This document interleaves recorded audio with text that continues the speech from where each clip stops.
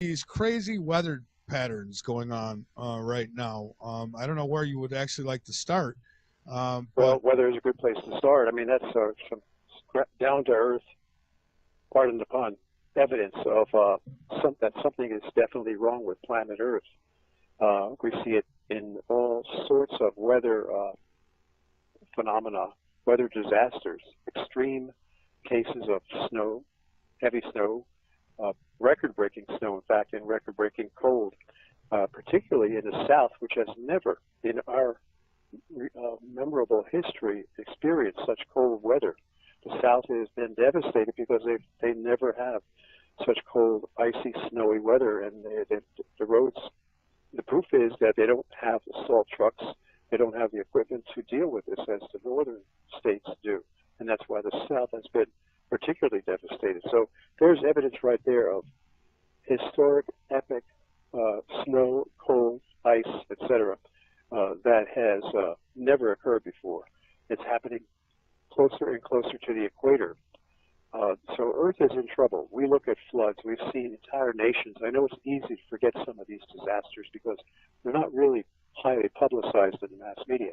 But if you look back, you'll recall that the entire nation of Pakistan was flooded out a few years ago.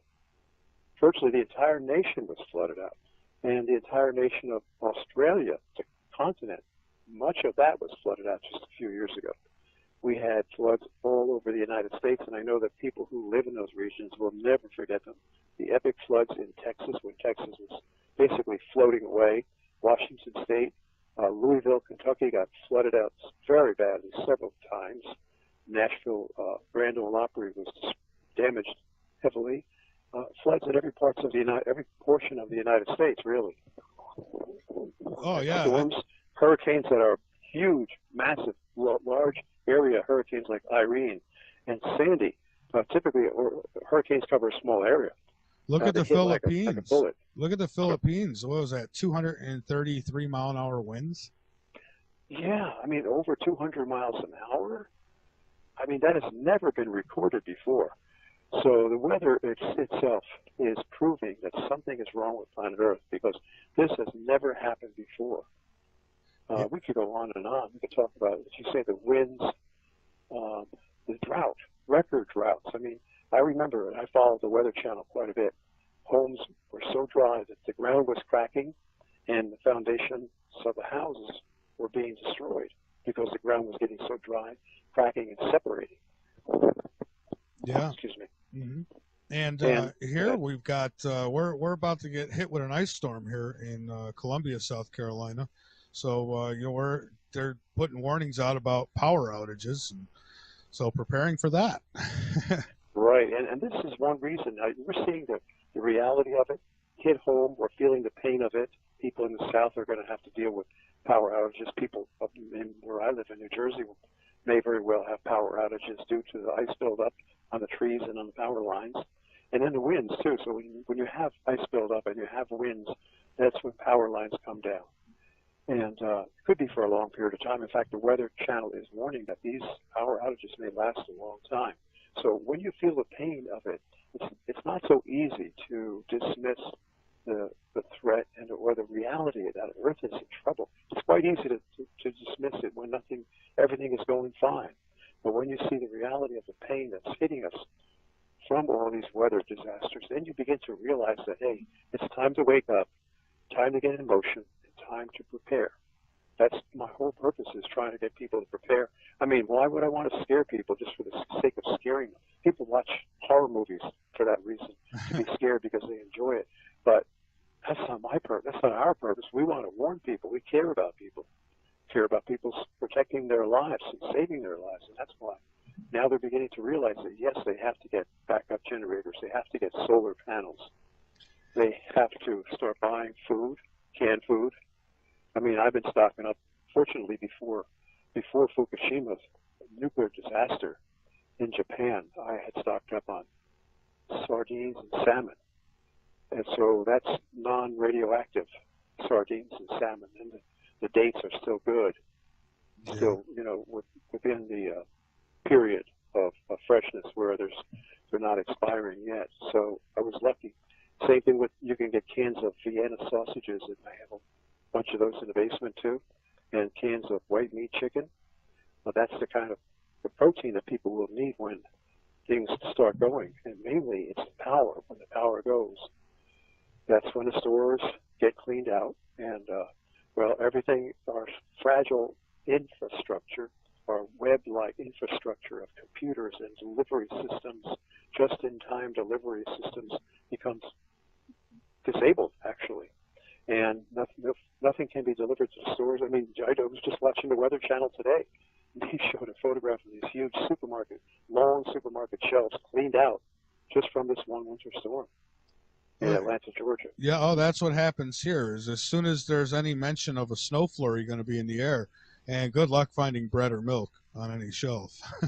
Right, so that's why now, when there's no disaster, you've got to start buying dried. What I buy is amaranth. Amaranth is a wonderful grain from Peru, ancient grain from Peru, and that happens to be complete protein. You can get bags of dried amaranth. It's sort of like small beads, and not only amaranth, but there's dried millet and dried barley, dried lentils, dried split peas, very low cost, and those can be soaked for a period of time, and they get softened up without heat, partially softened anyway, so you can save fuel by soaking these grains and legumes in water for 12 or 15 hours. That's the kind of thing we have to start planning for. Plus sprouting seeds. I sprout seeds in a big jar. It's very easy to do. And the seed sprouts contain all the enzymes that the body needs to break down the foods and to digest them. Our bodies are depleted of enzymes because of our modern day false food that we're eating.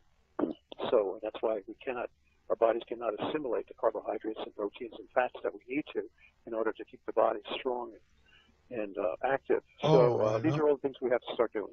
Yeah, there's so many chemicals that are added to the food. It's ridiculous. I was just talking about this last night with Autumn, and I was like, if you're going to a regular grocery store, practically everything you're getting has got chemicals, preservatives, and all this, processed crap. And then we wonder why there's such an epidemic with cancers and different diseases. It's all this poison that's being put in the food.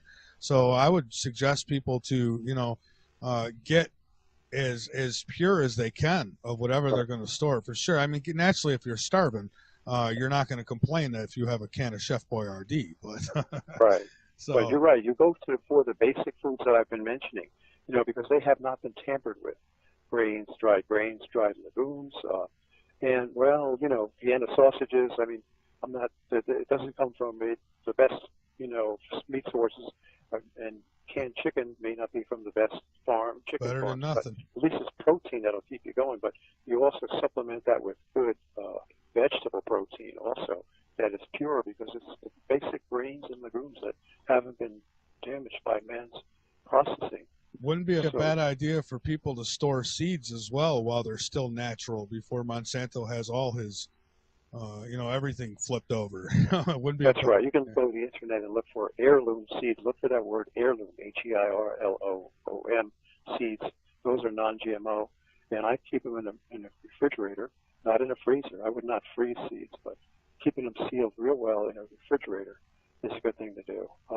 So there are many things. Of course, even more important than food would be water. Mm-hmm. You cannot survive very long without water. And again, I have stored many empty bottles over the years, plastic bottles. I don't like plastic, but it's the only thing you can get, basically, and that's what you can survive on it. And you can even filter the bottled water that's been sitting in plastic bottles, like for 5, 6, 7 years that I've had, sitting in these plastic bottles stacked up. And you can pour them through a gravity filter, such as a Berkey ceramic filter, and then pour it through a these countertop carbon filters. So, and even if you drink it out of the bottle, I mean, it's not the best, but it'll keep you alive. So water is extremely important. Say, I would go to the recycling places and start getting bottles from them, because it would take you too long to collect bottles. There may be a disaster looming very soon, so you want to go to a recycling center and see if they'll give you a whole fill up your car and your trunk with empty plastic bottles. See, and I'll save like the old milk gallons. I don't drink milk myself, but others in the home do. So, I'll save those. I'll wash them out, save them, and put water in them. That's right. It's a smart thing to do. Well, anyway, so there's a lot to talk about regarding survival. People who live in areas that many people are living in areas that will be flooded out. So think of what you can do. Get a rubber raft. Look To the craziness we're seeing on this planet and how much of it is off planet. I've been faced with that question over the past several years as to who's causing or what's causing all this crazy severe weather. Is it man or is it God? And I've come to the conclusion, if you, spiritually speaking, when you pray and you study pray God's scriptures, not just study, because man cannot understand the symbolic mysteries of the Bible. But when you study, you realize that Satan is a real being, and the New World Order absolutely believes that Satan is their God. I mean, this is what they've stated in their books, that the Freemasons, the Illuminati, all the people who rule the world, that they get their power from Satan, who is the temporary ruler of this world. So if they believe that he exists, and the Bible tells us, and Jesus tells us that he does indeed exist, then you can realize that there's a battle going on between God and between Satan. And the men who manage and control the HARP experiments, instrumentation and weaponry, scalar devices, all those kind of high technology weapons and equipment, those men are tempting, I believe, tend to trigger some of these natural disasters that are already to occur. And the way I analogize it is I often say that these disasters, well, Planet X is like Batman, and man's HARP disasters are like Robin. So, yeah, man is a minimal, weak trigger for some of the natural disasters that are already developing. Satan wants to take Robin, that Satan wants to take the credit for what Batman is really doing. Yeah. What Planet X is doing to this Earth. And I just wanted to say that, and with some of the higher uppers, when you get up to that top level of control, I mean, these people literally believe that they're going to become God by controlling the people, the weather, everything. Yeah. Transhumanism, right? That there's a lot of talk about their transhumanist agenda, where they expect to live forever. And of course, this is part of the duel between God and Satan. God tells us that through his sacrifice that we can live forever. And Satan has given us a counterfeit promise that we can live forever through transhumanism. So it's all part of the dual battle between God and Satan. And it's the same thing with these natural disasters. Why would the New World Order want to take credit for all these disasters by giving us reason to believe that it was HARP that caused this earthquake or that earthquake?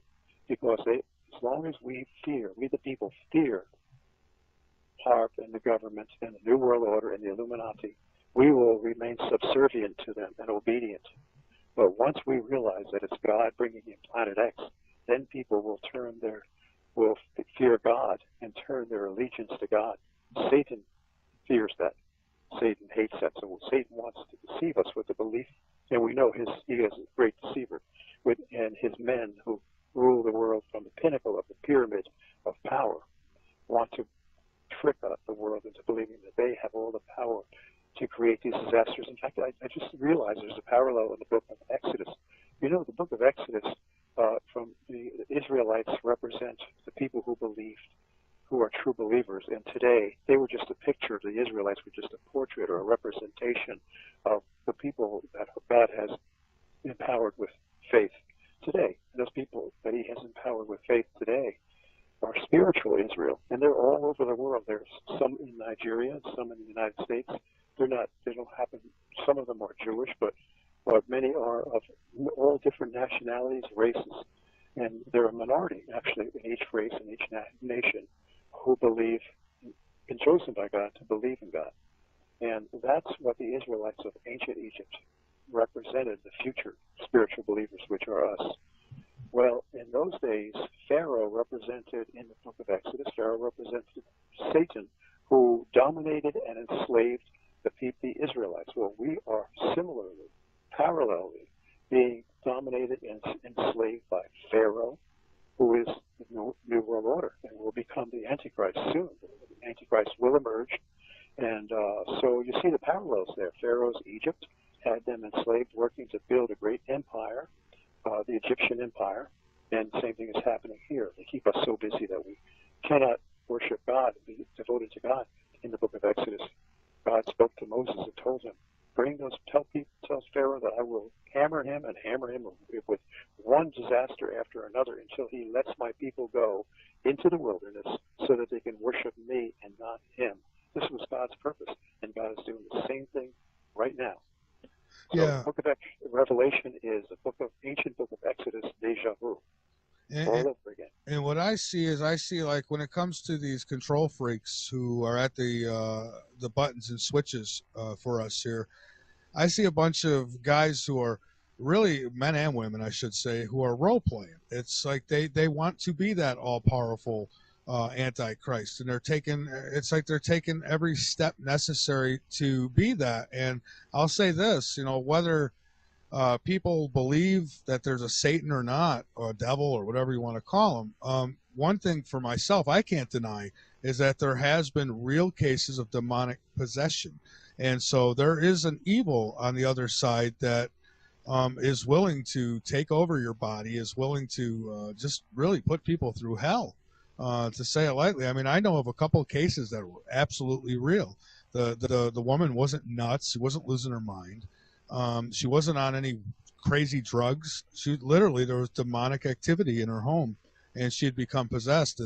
And so you got to wonder, if you don't believe in a devil, you got to believe in that evil, because these things come from somewhere. Well, just look at the evil that these men are perpetrating. The men in power, it's far greater and far more sophisticated than you would think that any human being could have. And the plan that they have is the plan for world enslavement is so multifaceted, every front: education, the monetary system, the political system, the television, the brainwashing, mind control. All of this is such a highly complex system that you could say, well, yeah, these men were brilliant.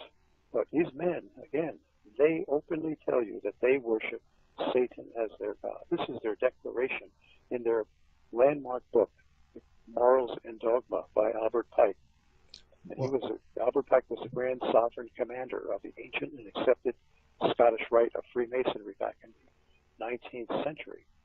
And they all follow that. And Skull and Bones Society, secret society, is an American branch of Freemasonry. So Skull and Bones is basically subservient to all of the principles and teachings of Albert Pike in his book, Morals and Dogma. In that book, they state, we worship Satan as God. They call him Lucifer, but that's a nice name for Satan, which means the adversary in Hebrew. Yeah. Well, we know they exist, and if there's a Satan, then there's a God too. We could go on and on with the theology, but that's all related to Planet X. I'm quite sure. For example, the comets that cause we could get into the physics of what a comet does and how it caused these natural disasters on Earth that's recorded in the book of Exodus. And we could see that the comets were actually stated in the Bible as being angels of God. That's kind of hard to understand. But there's a supernatural transformation there where an angel actually becomes a comet or Planet X. And the physical effects are an electrical discharge. The comets are engulfed in plasma. This plasma is nothing more than hydrogen ions, positive, electrically positive charged hydrogen ions, which encircle the entire vast outer sphere of our solar system. And when these comets come in from deep space, they become saturated with this plasma as they enter into that big plasma bubble. And it's a electrically sticky bubble, just like a bee. Imagine a bee flying into a huge bubblegum bubble. Yeah. The bee is going to pick up all that, be engulfed with bubblegum and pull a long bubblegum tail behind it. And as the bee flies deeper and deeper toward the center of that huge bubble, what's happening is that the bubblegum trail that it's pulling becomes more and more stretched until it snaps. breaks free from the bubble. And when it snaps, it what does it form? A ripple, right? Take a long rubber band and pull it real tight, and stretch it way out and release it. Or if it breaks, it will sort of ripple very, very, rapidly in a fraction of a second. Well, that's an analogy that pretty closely defines what happens to these electrified plasma saturated comets as they pass into our solar system. And they've been observed as these ripply, dragon-like, roller coaster-like red objects in the sky. Some of the accounts given by ancient historians, as I recall, are something like it looked like a red fiery coil, a coil in the sky with a tail that was, spiraling like a coil. And the Chinese cultures from ancient Chinese cultures recorded it as a serpent in the sky. And when you see the Chinese Chinese New Year's every year, they do the dragon dance. That dragon dance is a legend, actually a saga in choreography and dance choreography, telling the story of what the ancient Chinese civilizations witnessed when this comet came in. The dragon is a long tunnel-like fabric that men get into, and they follow in a long trail in a single file behind one another. And they pop up and down to represent or a pictorial display of a roller coaster-like spiraling, dragon in the sky. So there you have history or legends being recited or being delivered in a dance-type choreography. It's amazing. The Thunderbird, for example, the Thunderbird of the American Indians in the Southwest was actually a representation of comets that came in. This was all the same events when Earth underwent great disasters. These comets are, again, plasma-drenched objects. When they get close to the sun, they begin to stimulate the sun electrically because they're positively charged, and the sun's space charge surrounding the sun is primarily electrons negatively charged. So the negative and positive begin to interact and attract one another. The sun begins to discharge, and when it does, it flares, and when the sun flares, it blows out these huge solar winds, which shoot out in waves in all directions, striking the comet, the incoming comet, causing the plasma saturated the coma of the comet to stretch out laterally so that you have what looks like a winged globe. And this winged globe has been described in so many ancient cultures. The Hittites, the Babylonians, they all talk about this winged globe. And I even have a doc in Zechariah Sitchin's landmark book, The 12th Planet. Now, let me ask you this. Could it be, when they talk about this winged planet, I mean, could it possibly have been some huge ship that came, and that's why they claim that Anunnaki? I'm just asking. I don't know. No, actually, the winged globe, I can show you proof that it is a natural phenomenon of electricity and magnetism.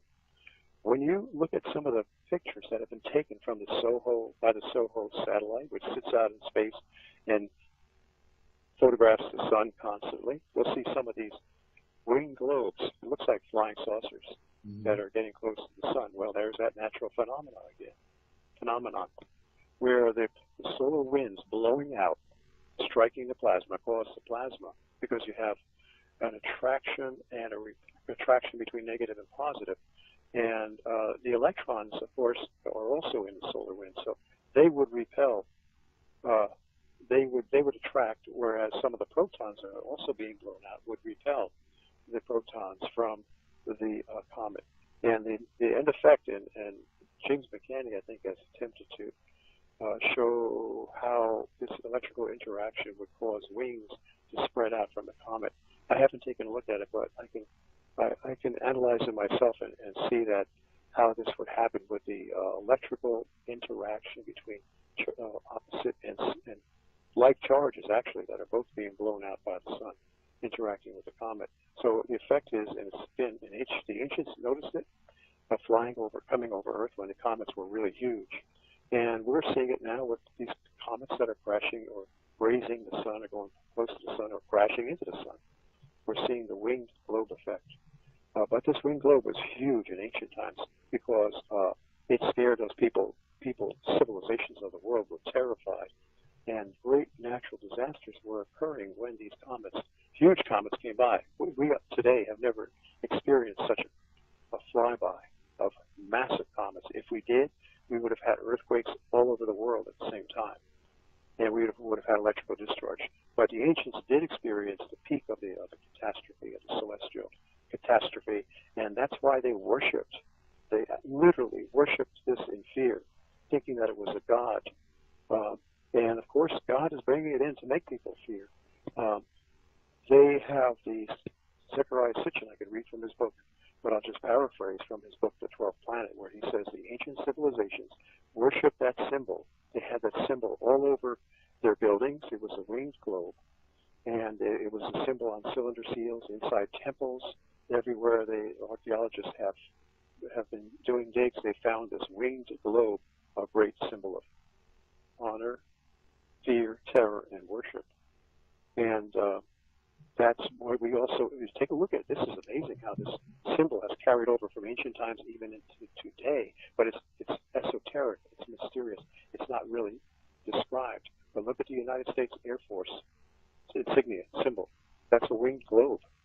Look at the Chrysler Corporation, Chrysler logo. That's a winged globe. Look at the Toyota logo on a car when you happen to see a Toyota in front of you. That's a winged globe. That's true. You see it in many cases. Well, anyway, that's what we're going to have to look forward to. What we're seeing now in the SOHO satellite, these little winged globes that people think are flying saucers or little spaceships, are really nothing more. It's a natural phenomenon of electricity and magnetism. And that's what happened in the past. That's why they saw the Thunderbird. Zechariah Sitchin has numerous drawings. One drawing from each of the civilizations that witnessed it. Now, the drawings all had something in common. They all looked like an eagle, sort of like an eagle flying straight toward you, if you can visualize that, coming right at you with the wings outstretched and the head appearing in the center as a circular object. And there were variations on it. Some of the civilizations drew their winged globe with feet coming down from it, the feet of the bird. That's the Thunderbird. And the reason the feet occur is because when the comet gets close enough to planet Earth is electrical ground or electrically neutral. Earth is a great source of electrons. We know, we've all heard the term Earth ground. And that's why they ground electrical systems deep into the ground, because the Earth is a copious source of electrons. Well, these protons are positive, the protons that saturate the incoming comet. And when the comet gets close enough, you know, proximity is the main factor in causing an electrical discharge between two oppositely charged objects, proximity. So when they get close enough, that's when the discharging occurs. So now the winged globe is not only a winged globe, but a winged globe with a long vertical column discharging down to the Earth, causing destruction as it discharges like a welder's torch. And that then becomes a cross, right? Huge, red, glowing cross in the sky. And this is what Jesus prophesied, that you will see the sign of the Son of Man coming in the clouds with great power and glory. Now, what's the sign of the Son of Man? What's the sign of Jesus? Everybody knows really what it is. It's a cross. And he's telling us that we're going to see a cross in the sky coming with great power and glory.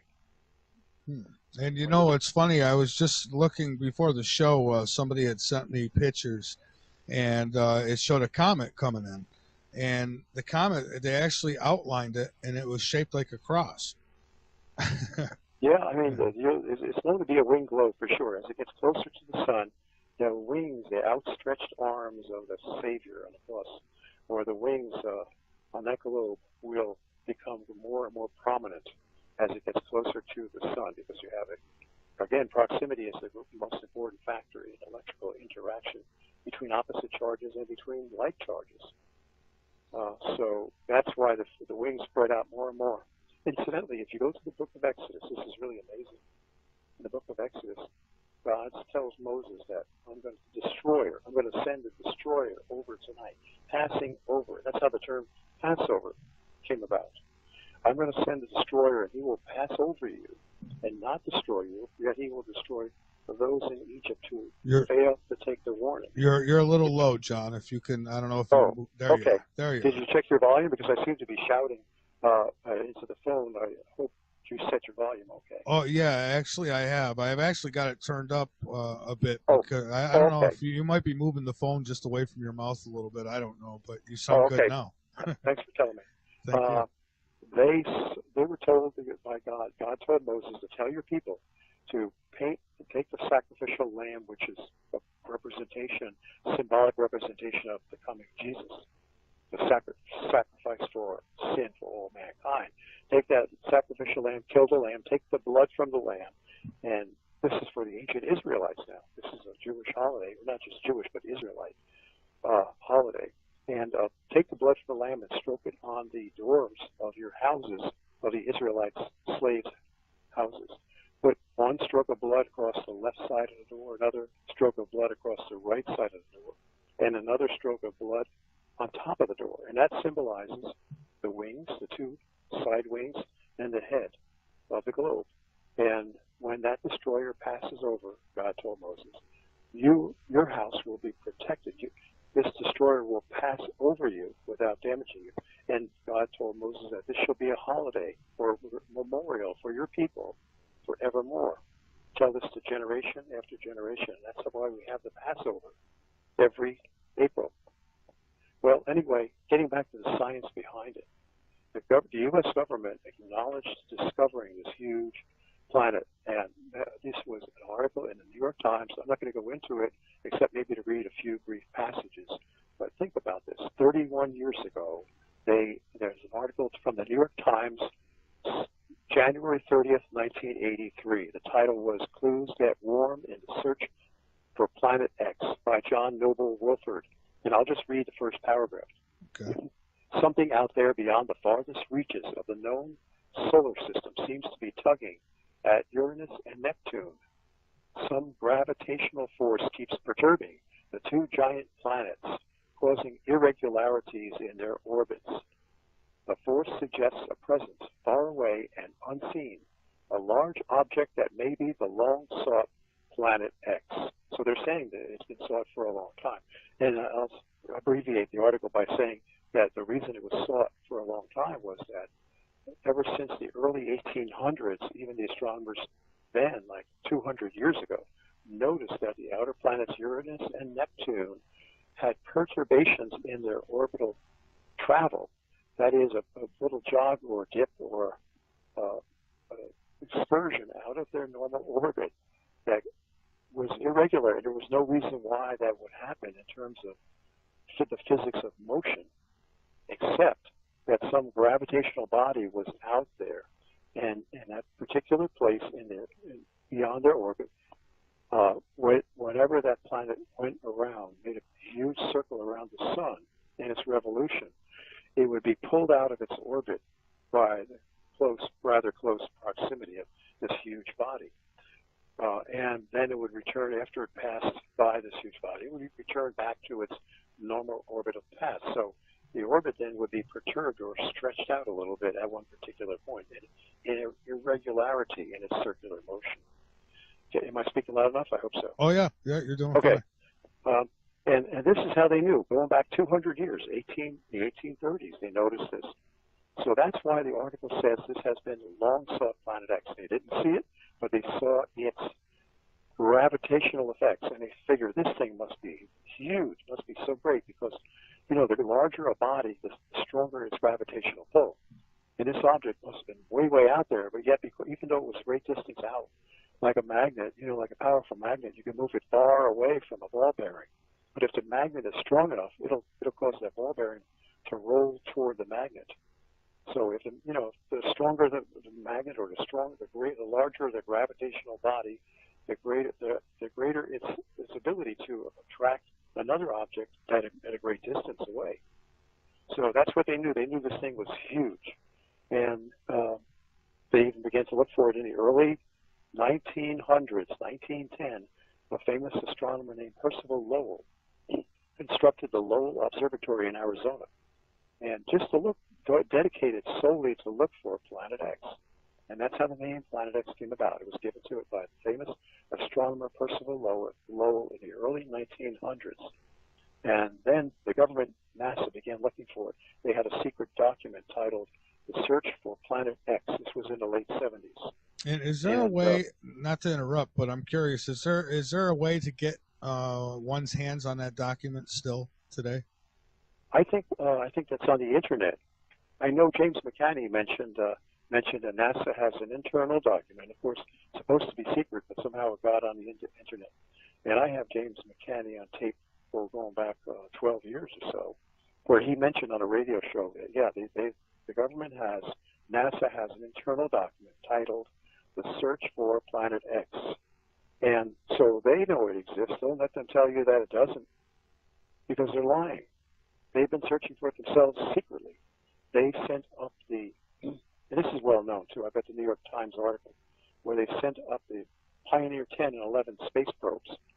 I've had the article right in front of me, but for the sake of saving time, I mean, these are actual photocopies of the New York Times articles that I'm reading to you. So if anybody wants to see the proof that I'm paraphrasing, it's right. I can send you clear pictures of the actual New York Times article, 1982, 1983.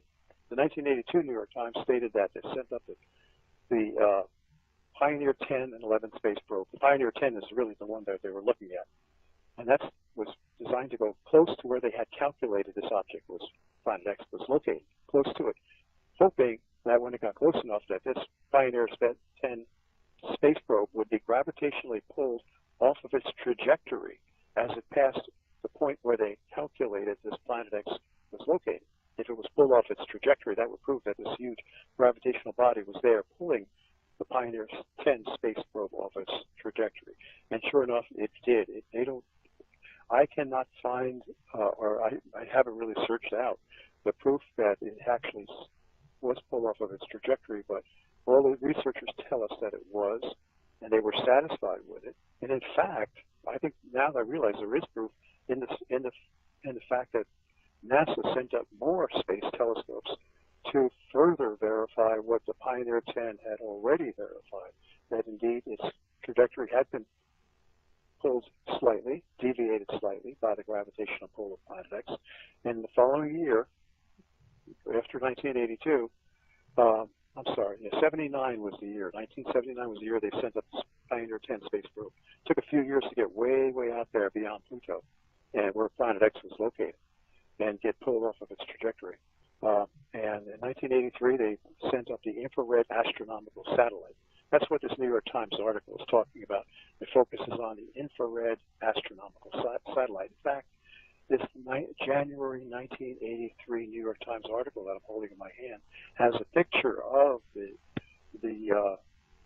infrared astronomical satellite. It says U.S., as I'm reading here, U.S. and Dutch technicians are preparing the infrared astronomical satellite before its launch last week. This is from United Press International. And last week was the week before the article was written, which was January 30th. So it was launched in January of 1983. Then it went up and it did all of this infrared telescope orbited around the pole, the south pole of planet Earth, way, way up above the clouds where there was no obstacles, no obstruction to its view. And it was infrared specifically because this object, being a brown dwarf, what they believe to be a brown dwarf star, does not emit visible light. It emits only infrared light. It's a slow, smoldering brown dwarf star, a star that not a baby star. It didn't quite get big enough to light up like and ignite like our sun. It's a huge adult star, but this is a baby star. And those brown dwarf stars are quite common in the universe. This one, they emit only infrared light because they're not large enough to go into nuclear fusion and emit various wavelengths, the entire spectrum of light, just the infrared. So that's what the infrared astronomical satellite was designed to do. And indeed, that infrared satellite did spot, sight, and photograph Planet X. I've got the article in front of me. After the New York Times, the January 1983 New York Times article heralded the launch of the infrared astronomical satellite. 11 months later, 11 months after January 1983, in December 83, the Washington Post front page article heralded the discovery of Planet X. But then they didn't call it Planet X. They just said, "Wow, we found this huge body." And I'll read you the article, the actual article that I photocopied from the microfilm archives at my county library. Front page, Washington Post, December 30th, 1983. Article titled, "Possibly as Large as Jupiter, a Mystery Heavenly Body Discovered," by Thomas O'Toole, Washington Post staff writer. Quote, "A heavenly body, possibly as large as the giant planet Jupiter, and possibly so close to Earth that it would be part of this solar system, has been found in the direction of the constellation Orion by an orbiting telescope aboard the U.S. infrared astronomical satellite." Now here's where they're told by our wonderful domineering National Security Agency, which controls, the NSA controls all of the government agencies, even the CIA they control. Here's where they were told to sort of cover up some of the details because they didn't want to panic the people. They say, "So mysterious is this object that astronomers do not know if it is a planet, a giant comet, a nearby protostar," a protostar would be a star that's beginning to form, "that never got hot enough to become a star. They don't know whether it's a distant galaxy so young that it's still in the process of forming its first stars, or a galaxy so shrouded in dust that none of the light cast by its stars ever gets through." See, this is all a bunch of nonsense that they added in there to cover up the fact that if they know what it is, they dedicated the infrared astronomical satellite to finding Planet X, the brown dwarf, which they call the brown dwarf star, in January, and now they're lying about something that they publicly announced to the world in the New York Times 11 months earlier. And they must think we're really stupid. Yeah, and I have no doubt that they were looking for it, and I know about these articles that came out in the newspaper about them finding it. Now, has anybody confronted them with these articles and said, "Well, then what the hell is this?" If you don't know what we're talking about. If you ever did, they would never respond. That's guaranteed. But we're bringing truth out. I'm bringing it out. Mark Hazelwood brought it out in his book, Blindsided, about 13 years ago. Of course, Mark did not have the actual photocopies of the articles. He just had transcripts of them. But he said, yeah, they lied about it. And they try to say, "Oh, we don't know what this thing is." But actually, if the National Security Agency had really been on their toes and alert, they would have said, "Don't even report it at all. Do not mention this thing at all." Well, they got by them. At that time, they were not that quite alert to it. And the Washington Post put the information out. Why? Because NASA was really pleased. The scientists at NASA were thrilled. This was a great discovery, and they wanted to tell the world about it. Of course, they were just scientists trying to be honest, but they didn't know that there was a power elite controlling them and were lying to the people. Quick. So they had to obey their ruler, their non-scientific evil rulers. And we know the NSA is evil. We see what they're doing today. Oh, absolutely, absolutely. So, John, let's take a break. This is a good spot to stop for a minute, take a break, and we'll late night in the Midlands, no spaces. And if you're listening on the Dark Matter Radio Network, again, it's recorded for you, so don't call in. And John, well, we're back, and I am fascinated, and I haven't given it a whole lot of thought. But when you bring up this newspaper article, that it is very real. There was other ones too, wasn't there? Other articles that came out before they hushed everybody up. Yes, the subject was made taboo and forbidden by the National Security Agency back in 1983, after the New York Times heralded the discovery of this object. But a couple of articles did slip out, and then nothing was said afterward that I can find, perhaps in some other publications, but it's been essentially kept secret for 31 years. Now, there's proof right there. Just think about this. The largest object, and I'm going to tell you how of magnitude of this discovery. It's the greatest astronomical discovery in the history, the modern history of the world. And to show you how important and paramount this discovery is. I'll just read a little bit more of the landmark Washington Post front page article, December 30th, 1983, which I just began to read, and it goes on to say that, quote, the most fascinating explanation of this mystery body, which is so cold that it casts no light, and that's why they need an infrared telescope, so cold that it casts no light, the explanation of what it is has never been seen by optical telescopes on Earth or in space. Their most, I'm cutting in with my own commentary here, is that the explanation is that it is a giant gaseous planet. This is all quotes from the article. A giant gaseous planet as large as Jupiter and as close to Earth as 50 billion miles. While that may seem like a great distance in earthbound terms, it is a stone's throw in cosmological terms. So close, in fact, that it would be the nearest heavenly body to Earth beyond the outermost planet, Pluto. If it is really that close, it would be a part of our solar system, said Dr. James Houck, H-O-U-C-K, of Cornell University Center for Radiophysics. So they're saying this object is so close that it's actually considered to be a part of our solar system. Now here you have an object. We know that Jupiter is the giant of our solar system by a large degree. And yet this object is a brown dwarf star, which is defined as being, brown dwarf stars are larger than Jupiter. Yeah, so this object would have to be, it's so close it would have to be a member of our solar system. That's how important, astronomically important, this object is. And why so cold? Now, what is the mass? What is the magnitude of the gravitational pull of our sun? It's tremendous.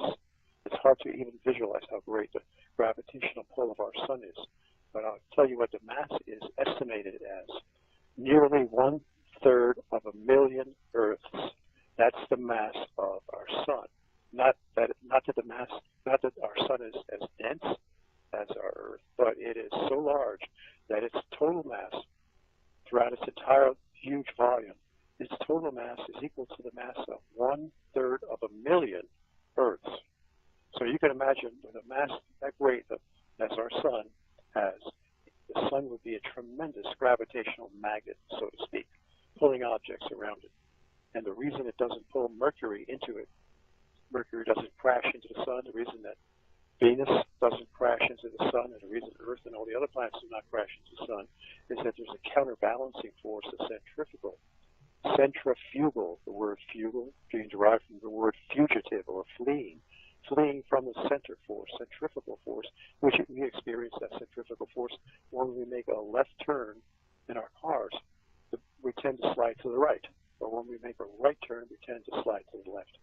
Well, that's the centrifugal force that counteracts the centripetal or center-seeking force, center-pulling force that the sun exerts on the planet. So when those two forces, the centripetal force on the orbiting planet is counterbalanced by the centrifugal force of that orbiting planet, then the planet remains in at a fixed distance orbiting the sun. Otherwise, it will get pulled in. But take an object that happens to be passing by or being pulled in by the sun. It's not on a circular orbit. It's on maybe an elliptical orbit, which is pretty much approximates a straight line in some sections because it's such a long stretched elliptical orbit.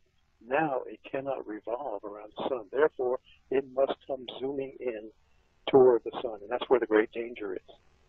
It's like you have these, if you were to have runners on a track, Olympic runners, and you had a series of concentric tracks, one track within another, where all the runners are on their own track and they are safely passing one another without colliding into one another, because each one has a separate orbital track, just like our planets have their separate orbital paths. However, imagine an intruder, a bystander, who would come running through the tracks, racing toward the center of those tracks. He could be a great danger to the other runners, colliding with them, knocking them over.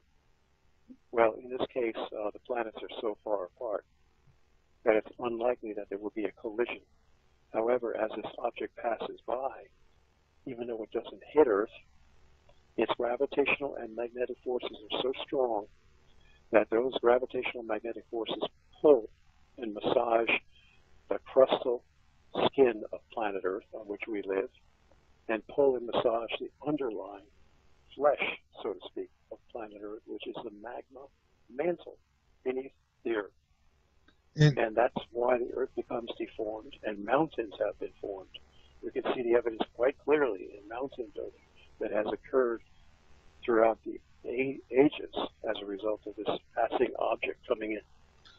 And I'm a little curious here. Like you had mentioned that Jupiter is really close to being a brown dwarf star. So if that's the case, I mean, what determines what a moon is and what's not? Because now Jupiter has how many moons orbiting around of it? I mean, could any of those actually be planets?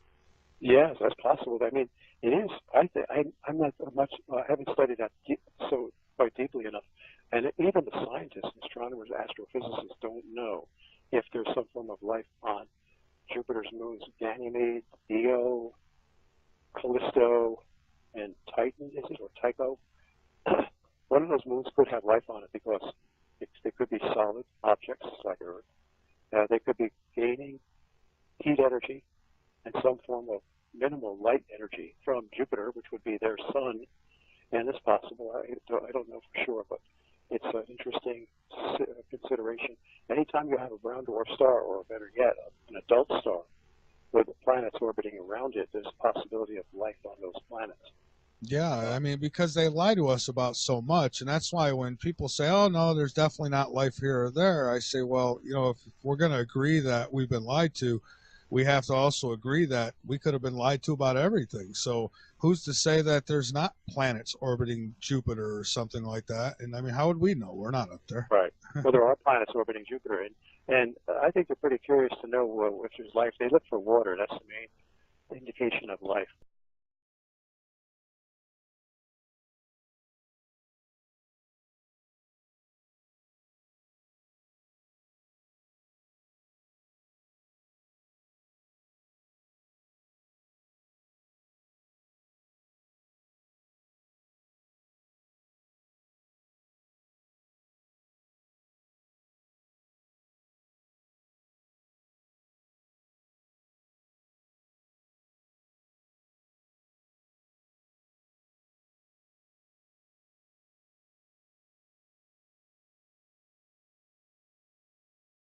These crazy weather patterns going on right now. I don't know where you would actually like to start. Well, weather is a good place to start. I mean, that's some down-to-earth, pardon the pun, evidence of that something is definitely wrong with planet Earth. We see it in all sorts of weather phenomena, weather disasters, extreme cases of snow, heavy snow, record-breaking snow, in fact, and record-breaking cold, particularly in the South, which has never, in our memorable history, experienced such cold weather. The South has been devastated because they never have such cold, icy, snowy weather, and the roads. The proof is that they don't have the salt trucks, they don't have the equipment to deal with this as the northern states do, and that's why the South has been particularly devastated. So there's evidence right there of historic, epic snow, cold, ice, etc. That has never occurred before. It's happening closer and closer to the equator. So Earth is in trouble. We look at floods. We've seen entire nations. I know it's easy to forget some of these disasters because they're not really highly publicized in the mass media. But if you look back, you'll recall that the entire nation of Pakistan was flooded out a few years ago. Virtually the entire nation was flooded out. And the entire nation of Australia, the continent, much of that was flooded out just a few years ago. We had floods all over the United States, and I know that people who live in those regions will never forget them. The epic floods in Texas, when Texas was basically floating away. Washington State, Louisville, Kentucky got flooded out very badly several times. Nashville, Grand Ole Opry was damaged heavily. Floods in every portion of the United States, really. Oh yeah. Storms, hurricanes that are huge, massive, large area area, hurricanes like Irene and Sandy, typically hurricanes cover a small area. Look at They the hit like a Philippines. bullet. Look at the Philippines. What was that? 233-mile-an-hour winds. Yeah, I mean, over 200 miles an hour. I mean, that has never been recorded before. So the weather itself is proving that something is wrong with planet Earth, because this has never happened before. We could go on and on. We could talk about, as you say, the winds, the drought, record droughts. I mean, I remember, and I followed the Weather Channel quite a bit, homes were so dry that the ground was cracking and the foundations of the houses were being destroyed because the ground was getting so dry, cracking and separating. Yeah. Excuse me. Mm-hmm. And here we've got we're about to get hit with an ice storm here in Columbia, South Carolina. So they're putting warnings out about power outages, and so preparing for that. Right, and this is one reason we're seeing the reality of it hit home. We're feeling the pain of it. People in the South are going to have to deal with power outages. People up in where I live in New Jersey may very well have power outages due to the ice buildup on the trees and on the power lines, and then the winds too. So when you have ice buildup and you have winds, that's when power lines come down, and it could be for a long period of time. In fact, the Weather Channel is warning that these power outages may last a long time. So when you feel the pain of it, it's not so easy to dismiss the threat or the reality that Earth is in trouble. It's quite easy to dismiss it when everything is going fine. But when you see the reality of the pain that's hitting us from all these weather disasters, then you begin to realize that, hey, it's time to wake up, time to get in motion, and time to prepare. That's my whole purpose, is trying to get people to prepare. I mean, why would I want to scare people just for the sake of scaring them? People watch horror movies for that reason, to be scared because they enjoy it. But that's not my purpose. That's not our purpose. We want to warn people. We care about people. Care about people protecting their lives and saving their lives. And that's why now they're beginning to realize that, yes, they have to get backup generators. They have to get solar panels. They have to start buying food, canned food. I mean, I've been stocking up, fortunately, before Fukushima's nuclear disaster in Japan, I had stocked up on sardines and salmon. And so that's non-radioactive sardines and salmon. And the dates are still good, still, within the period of freshness where they're not expiring yet. So I was lucky. Same thing with, you can get cans of Vienna sausages, and I have a bunch of those in the basement too, and cans of white meat chicken.